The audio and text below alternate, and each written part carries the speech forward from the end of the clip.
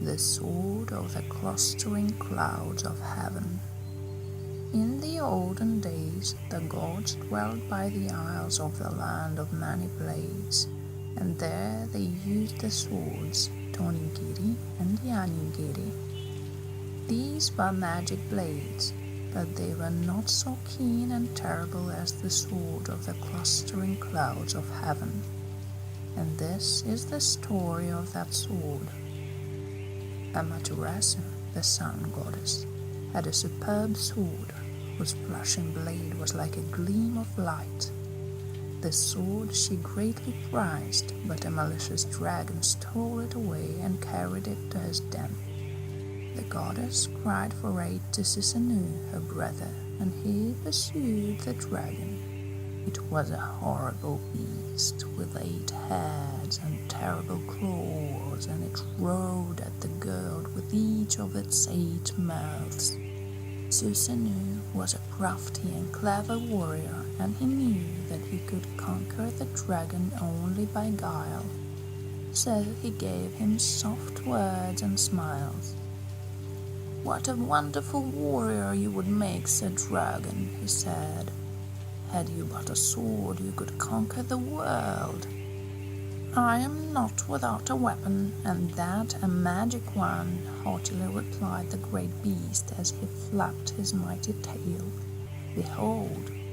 And as he spoke, Susanu saw that the magic sword was concealed beneath the dragon's tail. "I drink to your health, O wonderful one," he cried. "May you live as long as there is no one mightier." And he offered him a huge draught of sake. "That is wishing that I may live forever," said the dragon, and he drank off the sake at a single gulp. "You have said it," said Susanu with a deep reverence, and he offered him a second cup for his second head. By the time the dragon had taken 8 cups, one for each of his great yawning mouths, his heads were so dizzy that he didn't know at all what he was doing, and so he lay down to rest under the cliff. Then Susanu crept up and quickly struck one of his heads, and then another, until only one was left. By that time the dragon was quite wide awake and very much enraged. He rushed at Susanu and would have devoured him had not Amaterasu seen her brother's danger. She sent a gleam of dazzling sunlight into the dragon's eyes so that he could not see where he was going. Then Susanu cut off the last head and, seizing the magic sword, bore it in triumph to his sister. She placed it in a shrine for safekeeping, and there it remained for many a day.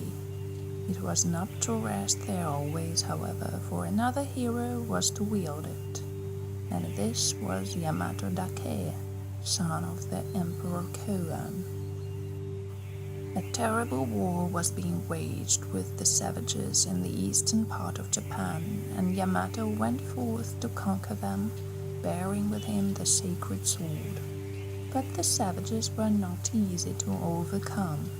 They laid in wait in the bamboo thickets and sent showers of poisoned arrows upon Yamato's men, who were so afraid of them. "The foe in the dark is as 10, they cried. "We are beset by the 8-headed dragon of Susanu," and all of Yamato's words of cheer and encouragement could scarce persuade them to go on to battle. "How can we fight what we cannot see?" they said. The savages were well pleased and determined to destroy the whole army at once. They therefore placed a huge ring of brushwood around Yamato's army, and setting fire to it, they marched away. But Yamato prayed to the gods, and drawing his magic sword, he cut and hewed the grass in front of the fire until it drove back the flames. Then there came a wind from heaven which fanned the fire until it swept back whence it had come, and lo, it overtook the savages and burnt them until not one was left. Then Yamato Dake returned home with great rejoicing, and all the people met him with shouts. "Hail to the chief of the sword of the clustering clouds of heaven," they cried, for he had rescued us from the savages of the east. And Yamato hung up the sword at the holy shrine of Atsuta, where it rests to this day. And the Mikado said, "Henceforth shall it be called the Grass Mower, and it shall be one of the 3 precious things of the Mikados."